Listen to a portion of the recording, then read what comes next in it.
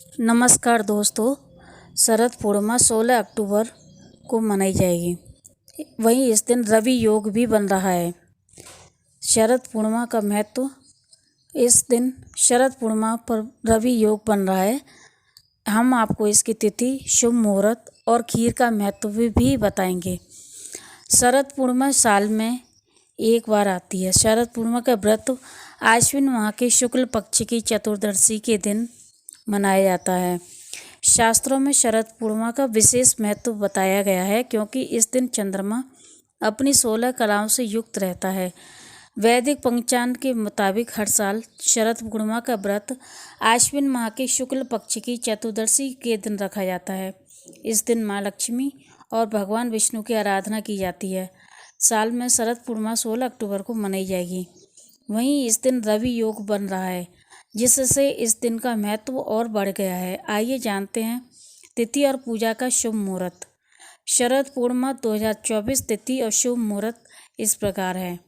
ज्योतिष पंचांग के अनुसार आश्विन माह के पूर्णिया तिथि की शुरुआत 16 अक्टूबर को रात्रि 8:41 पर होगी। साथ ही इस तिथि को अंत अगले दिन यानी 17 अक्टूबर को शाम 4:53 पर होगी। ऐसे में शरद पूर्णिमा का पर्व 16 अक्टूबर को मनाया जाएगा। इस दिन चंद्रोदय शाम को 5:04 पर होगा। बन रहा है रवि योग। इस दिन रवि योग बन रहा है। शरद पूर्णिमा के दिन रवि योग का निर्माण हो रहा है। यह योग 6:13 AM से 7 RP पर रहेगा। ज्योतिष में इस योग को बेहद शुभ माना गया है। इस योग में खीर बनाने का विशेष महत्व है। जानिए, हम खीर के बारे में आज आपको बताते हैं। शास्त्रों के अनुसार शरद पूर्णिमा के दिन खीर खाना बहुत शुभ माना जाता है। साथ ही इस दिन किसी भी नए कार्य को आरंभ करना बहुत ही शुभ माना जाता है। आज हम आपको खीर का महत्व बताएंगे कि शरद पूर्णिमा को खीर क्यों बनाई जाती है। शास्त्रों के अनुसार शरद पूर्णिमा के दिन खीर खाना और खीर बनाना बहुत ही शुभ माना जाता है। साथ ही इन बातों के साथ ही इस दिन किसी भी नए कार्य को आरंभ करना मंगलदायक माना जाता है। ज्योतिष मुताबिक पूर्णिमा की रात को चंद्रमा पूरी 16 कलाओं से युक्त होता है। ऐसे में चंद्रमा की किरणों से अमृत वर्षा होती है। इसके औषधीय गुणों की वजह से इस दिन खुले आसमान में खीर रखी जाती है और खीर को सभी को प्रसाद के रूप में बांटी जाती है, जिससे हमारा स्वास्थ्य ठीक रहता है। साथ ही निरोगी काया बनी रहती है। जो चंद्रमा से हमें मिली हुई सारी ऊर्जा उस खीर में समाहित हो जाती है, और जब हम उस खीर को खाते हैं तो समस्त बीमारियों से छुटकारा पाते हैं। साथ ही निरोगी काया रहती है। वहीं इस दिन व्रत रखने से व्यक्ति को सुख समृद्धि की प्राप्ति होती है। साथ ही सभी कष्टों से मुक्ति मिलती है।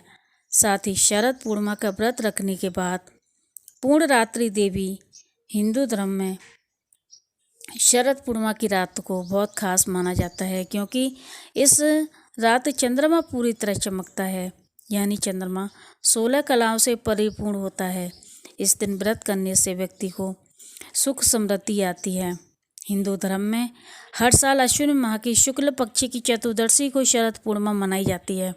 इस धन की देवी लक्ष्मी और भगवान विष्णु की पूजा करने की परंपरा है।